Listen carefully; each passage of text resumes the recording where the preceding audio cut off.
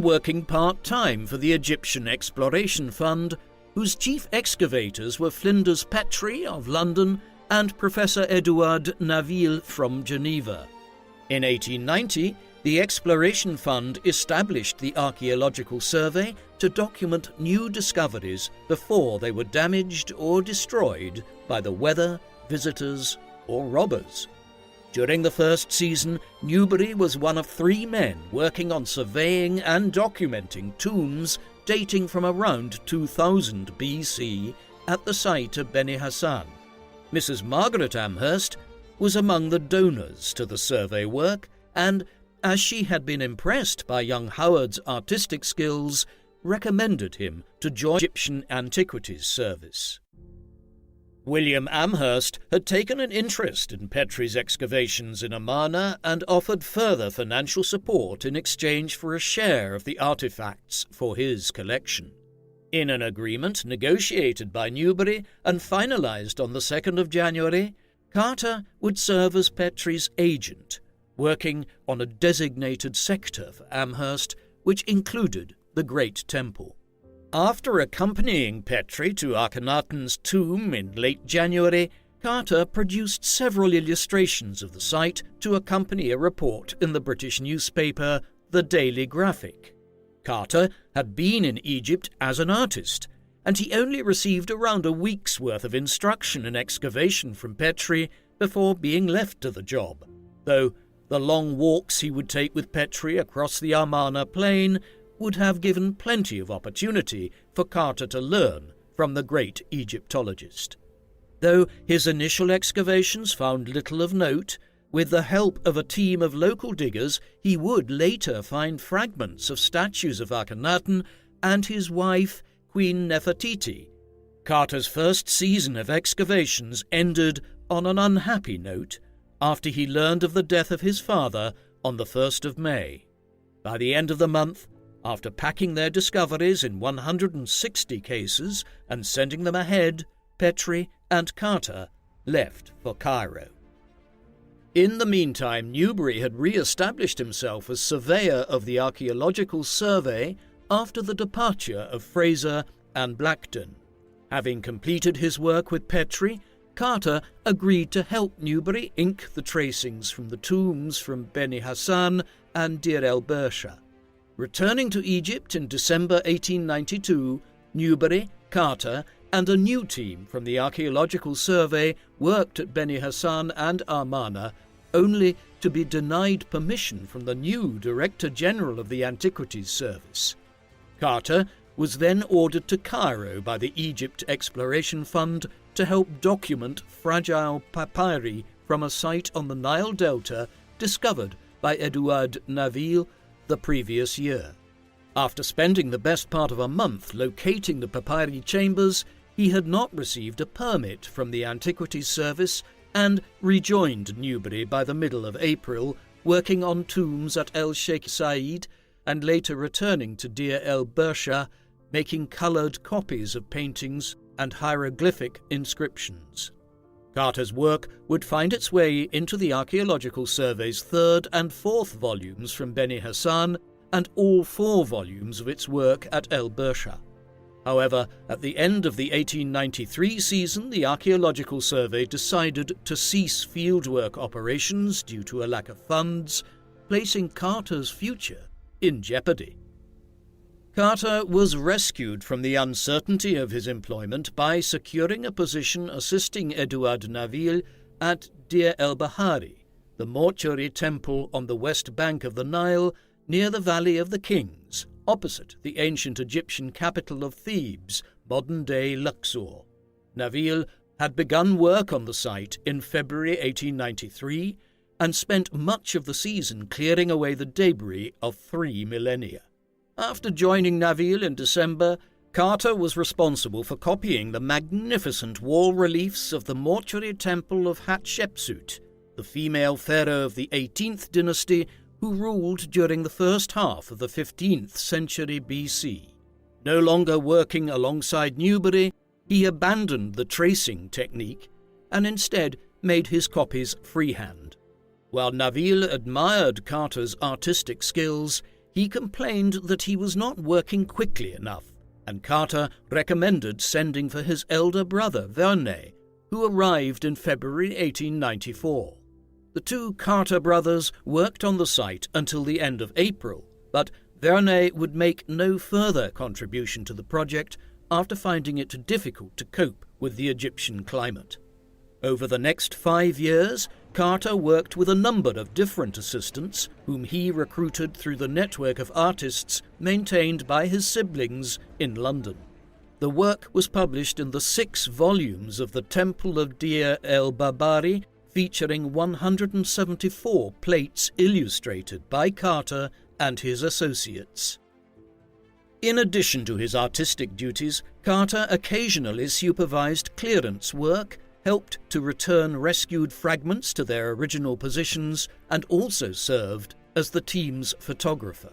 His duties had increased to the extent that he was effectively serving as Naville's deputy, and in July 1897 the Exploration Fund almost tripled his salary to £275 a year, and instructed him to supervise reconstruction work on the temple, advised by the British architect Somers Clarke. At only 23 years old, Carter had established himself as a prominent Egyptologist. Back in early 1895, he had met the Amhersts on their extended tour of Egypt, and he would meet many more visitors from England who would occasionally commission paintings from him. Carter's abilities were not only recognised by the British, but also the French and Egyptians, and in late 1899 he was appointed one of 2 chief inspectors of antiquities at the Egyptian Antiquities Service. The Egyptian Antiquities Service had been founded in 1859 to take responsibility for the monuments and artifacts that were being unearthed all over the country by Egyptian and European archaeologists in the 19th century. Its founder was the Frenchman Auguste Mariette, and until 1952 all his successors as Director General were Frenchmen. In the summer of 1899, Gaston Maspero began a second stint as Director General, a development which pleased British Egyptologists as, during his first term, Maspero had been more willing than his predecessors to grant permits and licenses. In October, the service decided to appoint 2 European chief inspectors, one based in Cairo, responsible for Lower Egypt down to the Nile Delta, and the other based in Luxor, responsible for Upper Egypt up to the border with Sudan. Carter was given the latter post, owing his appointment to the recommendation of Maspero's good friend Edouard Naville. Maspero was impressed with Carter after their first meeting at Luxor at the end of December 1899, and although Carter lacked academic training, he more than compensated with his practical abilities as an artist and excavator, as well as his command of Arabic and his ability to get on well with the local population living near the archaeological sites. Carter's first task as chief inspector was to install iron gates to protect the royal tombs at the Theban necropolis from tomb robbers and visitors. He would frequently take European visitors to the tombs and monuments, and on occasion persuaded them to give donations to help cover the costs of his work. Although many of the royal tombs had been exploited by tomb robbers and treasure hunters over several millennia, much remained undiscovered in the area around Luxor, which proved a tempting target for archaeologists and thieves alike.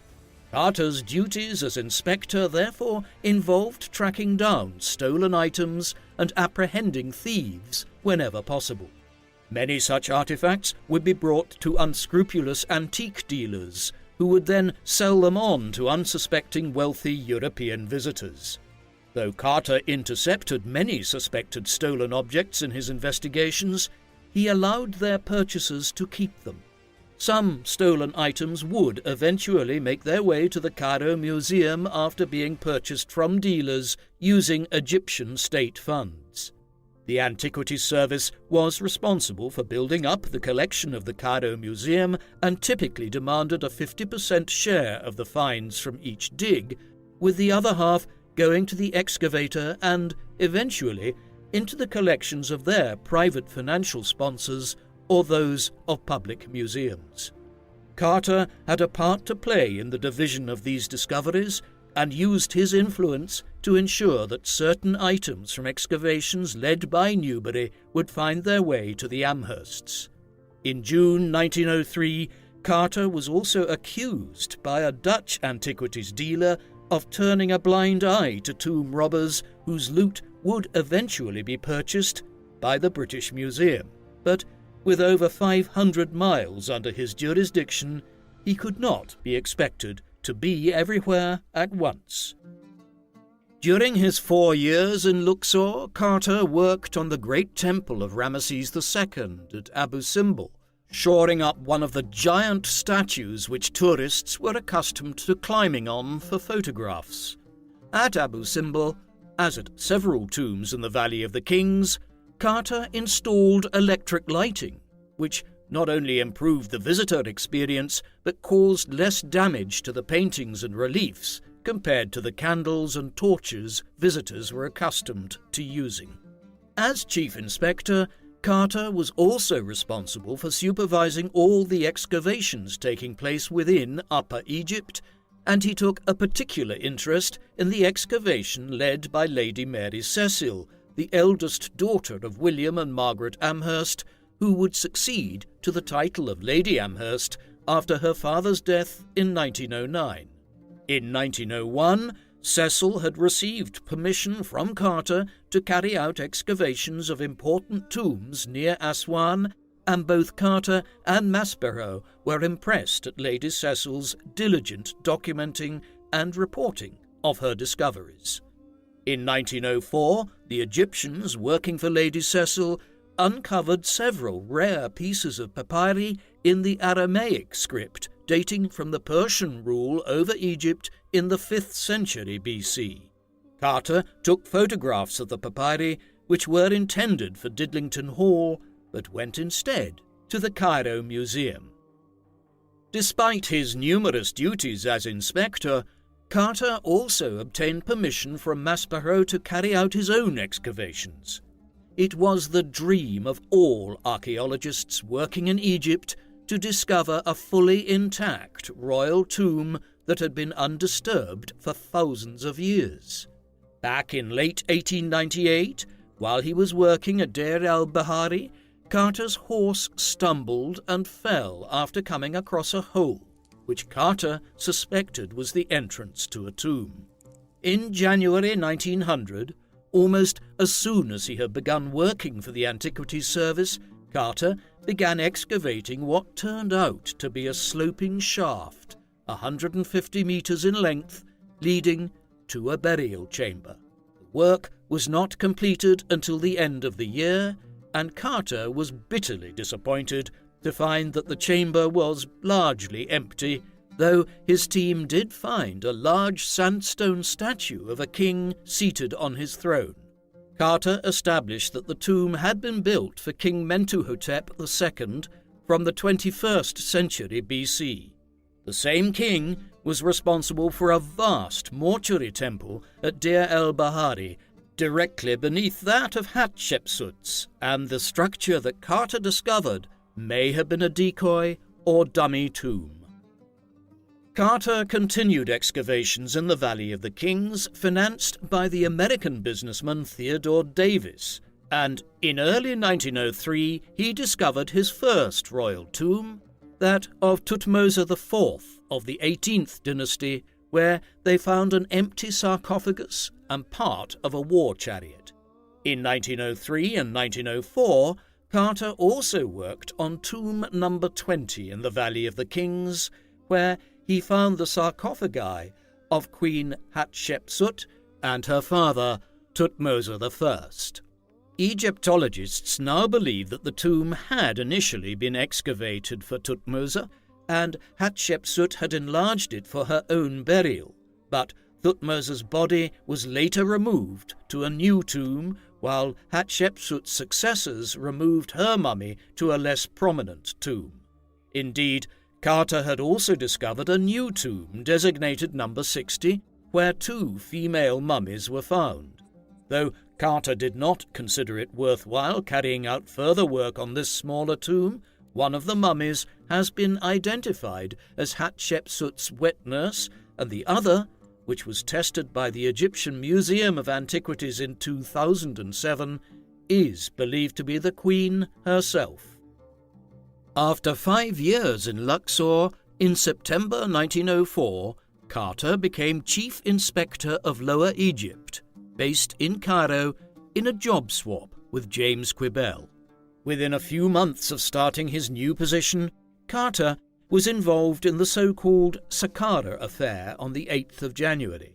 A group of French tourists visiting the necropolis at Saqqara near Giza were involved in a dispute with Egyptian staff working for the Antiquities Service over the provision of candles for the tombs.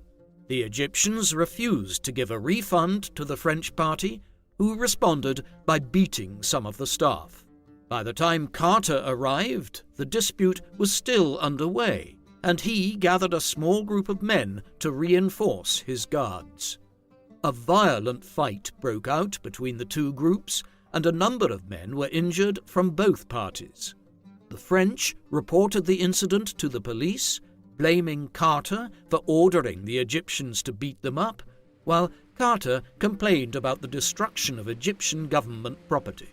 A formal commission of inquiry at the end of January found in Carter's favour, but this would not be the end of the matter, as the affair heightened the tensions between the British and French communities in Egypt.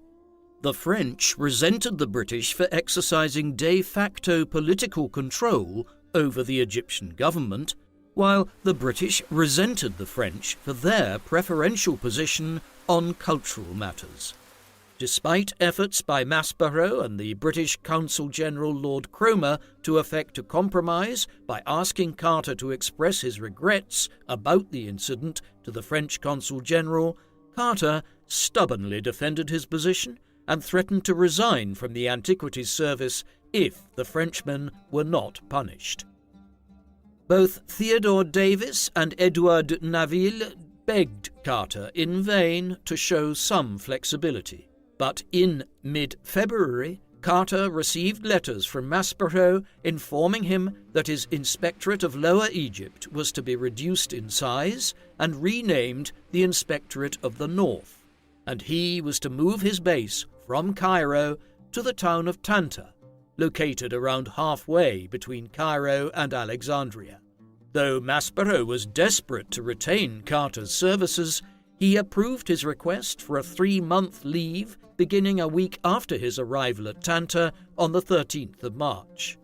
After a month and a half in England, Carter returned to Egypt in May to carry out his duties as Inspector of the North, choosing to base himself in Cairo while living quarters could be prepared for him in Tanta. He made the move in July, but his new surroundings were a far cry from what he had been used to during his 5 years at Luxor, where he was surrounded by grand monuments. By the end of October, he was unhappy with his living arrangements at Tanta and resigned his inspectorate, placing his future career in Egypt in serious doubt. After resigning from the Antiquities Service, Carter decided that he would return to painting. Throughout his work in Egypt and despite his onerous duties, Carter had earned some extra income on the side by carrying out commissions for foreign visitors. For the next 3 years, Carter returned to Luxor, and his former collaborator Theodore Davis employed him to make drawings and paintings of the artifacts uncovered in his excavations, while ensuring that he had a steady stream of commissions from tourists. Carter's career remained precarious and uncertain, and in the summer of 1907 he spent an extended period back in England. His patrons, the Amhersts, were experiencing financial difficulties and were forced to sell Didlington Hall. The death of Lord Amherst in 1909 created further distance with the family, though Carter was involved in deciding the fate of Amherst's Egyptian collection. Carter would soon gain a new patron in the form of the Earl of Carnarvon, whose country estate of Highclere Castle is best known as the filming location of Downton Abbey. Lord and Lady Carnarvon made their first visit to Egypt in 1905, and in 1907 the aristocrat obtained permission to excavate near Thebes with little success. The chief inspector for Upper Egypt, Arthur Weigel, was uncomfortable with the idea of aristocratic amateurs such as Carnarvon working with minimal supervision, and in 1908 wrote to Maspero requesting new supervisory arrangements. Maspero responded by recommending Carter's services to Carnarvon, resulting in the start of a fruitful partnership after Carter joined Carnarvon in 1909. The two men worked on an unpromising sector of the necropolis in front of Hatshepsut's temple, but Carter and Carnarvon established strict protocols over the excavations to protect any discoveries. Carter's arrival had a recognizable impact on the quality of the excavations and how they were documented and reported. For the next 3 years, Carter and Carnarvon continued their work in Thebes. Their discoveries included the remains of temples from the reigns of Hatshepsut and the king Ramesses IV from the 12th century BC. Though many sites in the area had already been destroyed by tomb robbers and white ants, their work on the tombs of royal officials uncovered plenty of painted coffins, small statues, furniture, jewellery, and cosmetic equipment. After the 1911 season, Carter helped Carnarvon prepare the report for his finds to date in the publication 5 Years' Explorations at Thebes, giving the impression that Carter had worked with Carnarvon since 1907. Though Carnarvon had not begun his excavations with the intention to build a collection for himself, he developed an interest over time, and Carter was more than happy to assist him by using his networks of antiques dealers in Luxor to supply Carnarvon with ancient artifacts for his own collection. Carter's practice of acting as an agent for private clients was not illegal at the time, and antiquities dealers were licensed and registered by the Antiquities Service, even if enforcement of regulations was limited, and the Cairo Museum rarely exercised its power to confiscate items suspected of being stolen from excavation sites. Carter applied to the museum for licenses to export the items intended for Carnarvon's collection, chiefly sculptures and jewellery made of gemstones and precious metals. Most of these items ended up at Highclere Castle, though others would go to the British Museum in London and the Metropolitan Museum of Art in New York. Maintaining his reputation for propriety and professionalism, Arthur Weigel disapproved of Carter's role in the antiquities trade, contributing to a strained relationship between Carter and the chief inspector. In 1912, Carnarvon and Carter obtained a second concession to dig at a site in the delta identified as the city of Zeus, an ancient provincial capital known as Sakha in Arabic, though the finds were poorly documented and considered unsuccessful. The following year, Carter carried out an exploratory dig at Tel el Balamun near the sea, where he managed to establish the ancient town's geography and found a large collection of silver jewellery. In the meantime, Carnarvon had relinquished the concession in Thebes, hoping to obtain the one for the Valley of the Kings. Theodore Davis held the permit since 1905, and after discovering 9 royal tombs in as many years, believed that no more discoveries of note were to be made. Carter and Carnarvon signalled to Maspero that they wished to obtain Davis's concession, and after the 77-year-old American gave it up in the spring of 1914, Carnarvon was granted the concession. At around this time, the 68-year-old Gaston Maspero resigned as Director General of the Antiquities Service due to ill health and was succeeded by Pierre Lecoux, the director of the French Institute in Cairo. In early 1911, Carter had moved into a new house next to the entrance of the Valley of the Kings, anticipating that he would be given the opportunity to carry out further excavations there. Carter's first task was to carry out further work at a tomb suspected to be that of King Amenhotep I, the 18th dynasty pharaoh from the early 16th century BC. A couple of years earlier, Carter had been led to the site by a local acquaintance who sold him some artifacts with the name of Amenhotep and his mother, Queen Amosa Nefertari, inscribed on them. Though he found very little in the tomb, in the spring of 1914 he cleared the debris, finding very little to definitely identify the tomb. This was the last piece of work Carter and Carnarvon carried out before the outbreak of the First World War in Europe in August 1914. With the war expected to be over by Christmas, Carter returned to Egypt that autumn for the new season, which started in February 1915, with the clearance of the tomb of King Amenhotep III, who ruled Egypt for most of the first half of the 14th century BC. By mid-1915, the war was taking longer than anticipated and was not set to end any time soon, and Carter became an intelligence officer in Cairo. While the precise nature of his work during the war is unclear, his Arabic skills would have been an asset.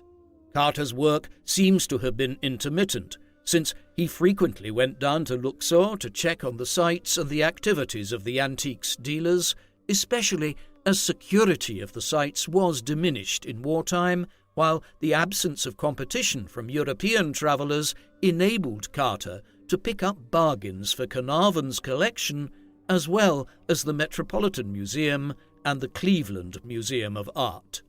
The German Egyptologist Ludwig Burchard claimed that Carter was responsible for destroying the German house at Kurna, home to the German Archaeological Institute in Luxor. Carter's wartime years were otherwise rather mundane, and he turned his mind to academic publication and proposed working with the classicist Hugh Evelyn White on an exhaustive record of the Royal Theban necropolis, though the project was never completed.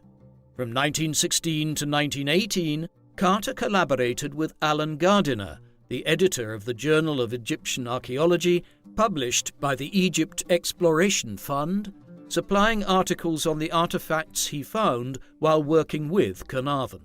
In the summer of 1916, Gardiner asked Carter to draw a series of reliefs and inscriptions at the Temple of Luxor, completed during the reign of King Tutankhamun in the second half of the 14th century BC.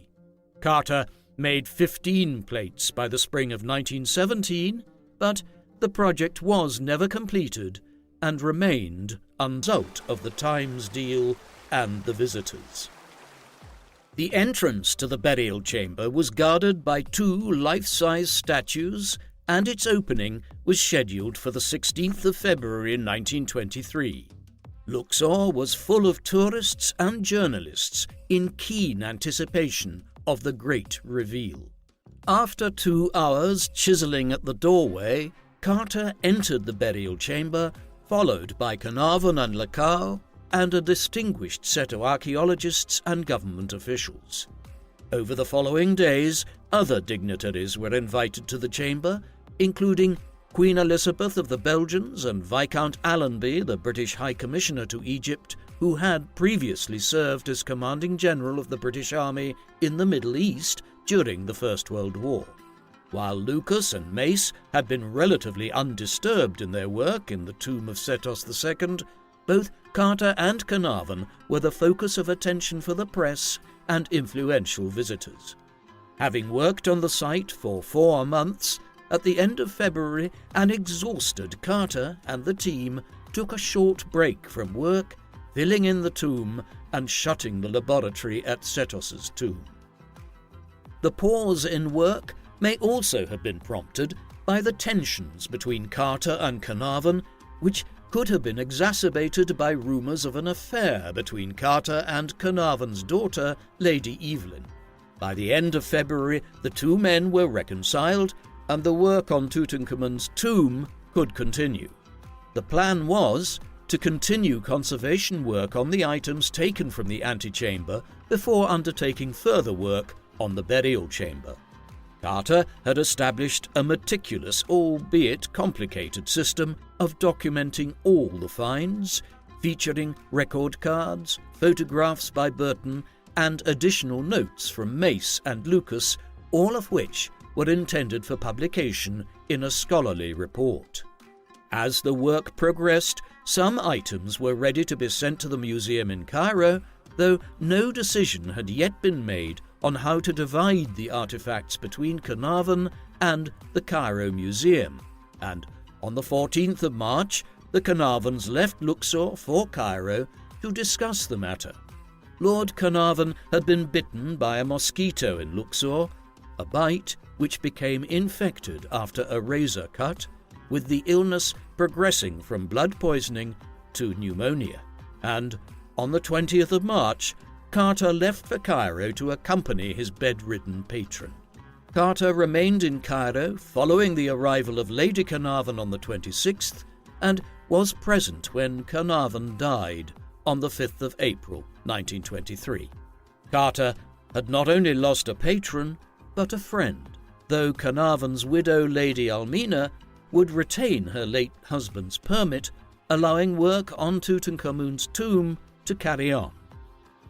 Carter returned to Thebes to supervise the necessary security arrangements to close the excavation season, leaving Luxor on the 19th of May. On his return to England on the 30th of May, he met Lady Carnarvon and her daughter and discussed with them the fate of Carnarvon's Egyptian collection, as well as general matters concerning the late lord's estate. Carter had become an international celebrity and was invited to deliver lectures about his discovery at academic and scientific institutions in Europe and the United States.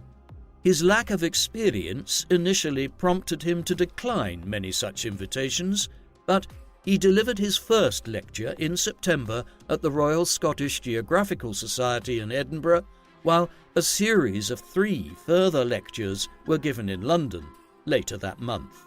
The lectures were generally well received, and Carter was encouraged to arrange a lecture tour in the United States for the following year. He also spent much of the summer working with Mace on the publication of the first volume of his account of the discovery of Tutankhamun's tomb, intended for a popular audience.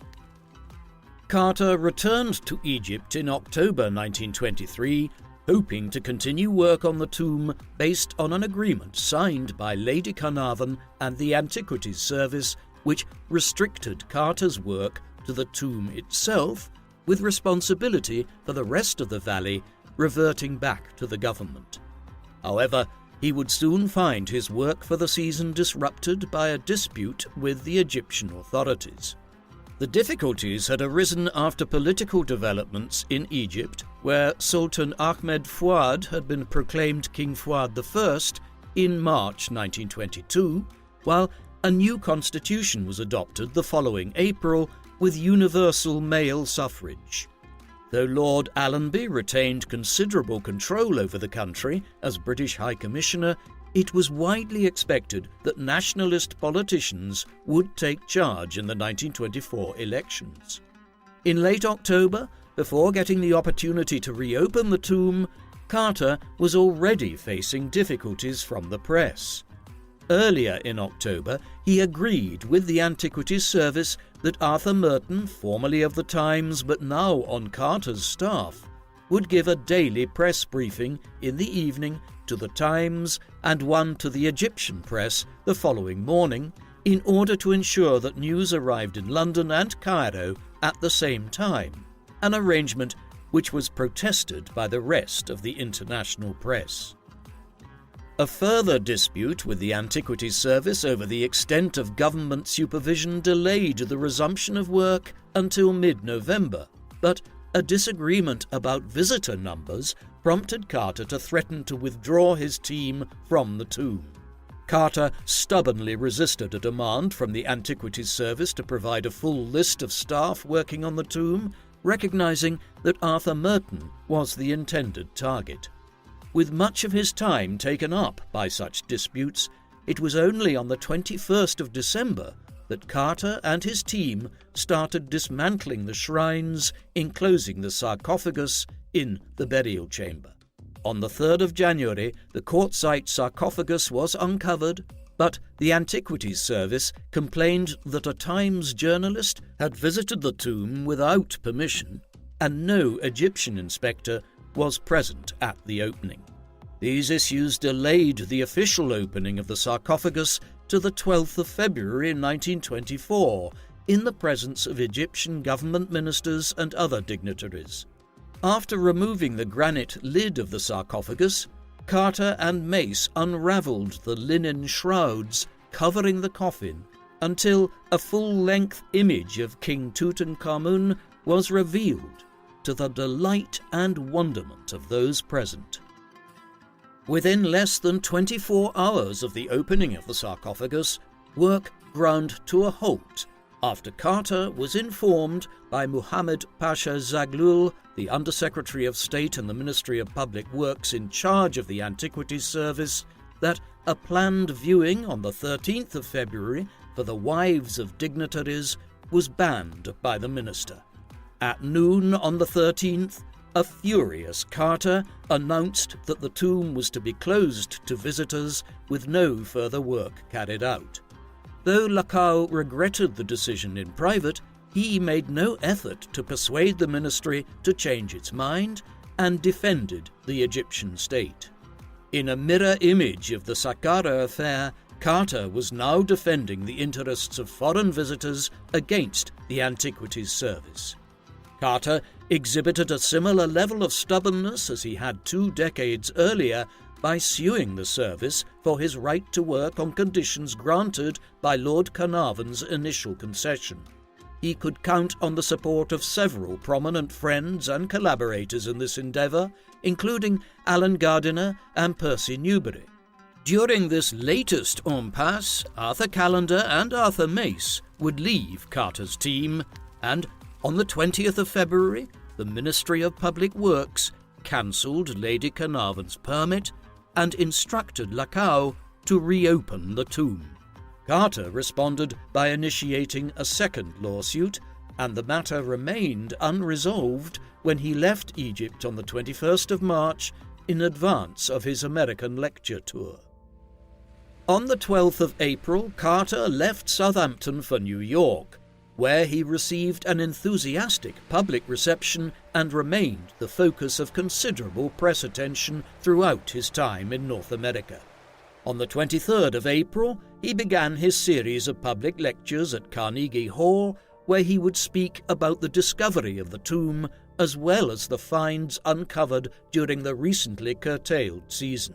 After New York, he traveled to Philadelphia, New Haven, Washington, and Baltimore, and on the 8th of May, he was invited to the White House for a detailed discussion with President Calvin Coolidge. Carter was invited to give a private talk the following day to the president and a small number of guests, but a family bereavement prevented the Coolidges from attending. After brief stops in Boston and Hartford, Connecticut, Carter headed to the Midwest in mid-May, and by the 20th he was in Chicago. The American Egyptologist James Breasted and founder of the University of Chicago's Oriental Institute had been working on the tomb with Carter and was the first person to encourage him to deliver lectures. Breasted was duly impressed with 2 public lectures and a private one for the University of Chicago delivered by Carter over the course of 4 days. After stops in Cincinnati, Detroit, and Cleveland, Carter went on to Canada on the 7th of June and spoke in front of audiences in Toronto, Montreal, and Ottawa. Carter's punishing lecture schedule was accompanied by news from his lawyer that his dispute with the Egyptian authorities had not yet been settled. His lecture tour ended on the 15th of June, and he returned to the United States, where he received an honorary doctorate from Yale University on the 17th. Carter ended his stay in North America with a 2-week rest in New York before returning to England for the summer. The lecture tour seems to have been a lucrative undertaking, and Carter may have used his fees to purchase an annuity of £1,000 a year. With some of the money, he hired a car and driver for an extended holiday in central England. In November, he met with Lady Carnarvon, who agreed to renounce her claims on the artifacts from Tutankhamun's tomb and helped her arrange the transfer of her late husband's collection to the Bank of England for safekeeping in advance of a sale. After a brief lecture tour in Spain at the end of the month, Carter returned to England and left for Egypt on the 10th of December, arriving in Cairo on the 15th. By the time of his arrival, the nationalist Egyptian government had fallen, and the new administration, led by Ziaur Pasha, proved more accommodating to British interests. Carter met the new Prime Minister on the 28th of December, who agreed that work on the tomb should recommence as soon as possible, and on the 12th of January 1925, the terms of a new concession were agreed whereby the Carnarvon estate would renounce its share of the finds, but the Egyptian government would offer at its discretion Lady Carnarvon any duplicates from the tomb. Carter arrived in Luxor on the 19th of January, and on the 25th the tomb was officially handed back to Carter. His team for the season still included Callender, Lucas and Burton, though the former would soon quit for financial reasons. Carter additionally recruited Dr. Harold Nelson from the University of Chicago to work on studying the tomb's texts. Further work was carried out on the items taken out of the tomb during the previous season, including several trumpets which continued to sound loud and clear when blown. The curtailed season ended at the end of March after 2 months of work and 19 crates shipped to the Cairo Museum. After his return to England, he spent the summer of 1925 working on the second volume of his account of the discovery, dealing mainly with the burial chamber, which was not published until 1927. Carter returned to Egypt in October 1925, keen to get on with the work of opening the coffins and unwrapping the mummy of the boy king. The task was one of exceptional delicacy, and Carter was irritated that Lacau would not be in Luxor until the 10th of November to witness the reveal. The delay was fortuitous for Carter, as the process of removing 3 coffins and the removal of the amulets and jewelry found within them would take much longer than anticipated. The lid of the outer gilded coffin was removed on the 13th of October, revealing yet another gilded wooden coffin, which was opened on the 23rd and was found to contain a solid gold inner coffin and the famous golden mask, to the surprise of the excavators. The unwrapping of the mummy duly began on the 11th of November in the tomb of Setos II in the presence of Egyptian dignitaries, and the process took 4 days in total. After removing all the objects found on the body that was wrapped in linen bandages, the human remains of the king were removed piecemeal from the coffin. On the 31st of December, Carter and an armed guard accompanied the gold coffin and the mask as it was transported to the Cairo Museum by train. Working alongside Lucas, Carter spent the early months of 1926 restoring the jewellery found on the body. In the meantime, Dr. Douglas Derry and Dr. Saleh Bey Hamdi examined the king's remains, which were in poorer condition than hoped. Carter left Egypt and returned to England in May, where, in August, he helped to arrange the sale of the Carnarvon collection to the Metropolitan Museum in New York, whose team in Egypt had helped Carter considerably in the work on Tutankhamun's tomb. By September, he was back in Egypt, operating on the basis that he would have 3 months of uninterrupted work before the beginning of the tourist season in December. On the 23rd of October, Carter and Lucas placed the body of the king back into the gilded coffin and returned it to the burial chamber. The following day, Carter turned his attention to the small room next to the burial chamber, which he called the treasury.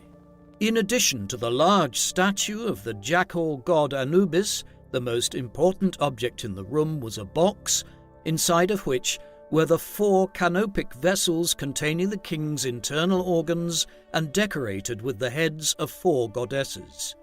The removal of objects from the treasury continued for the remainder of the season, a highlight of which was the visit of King Fuad on the 31st of December, who commended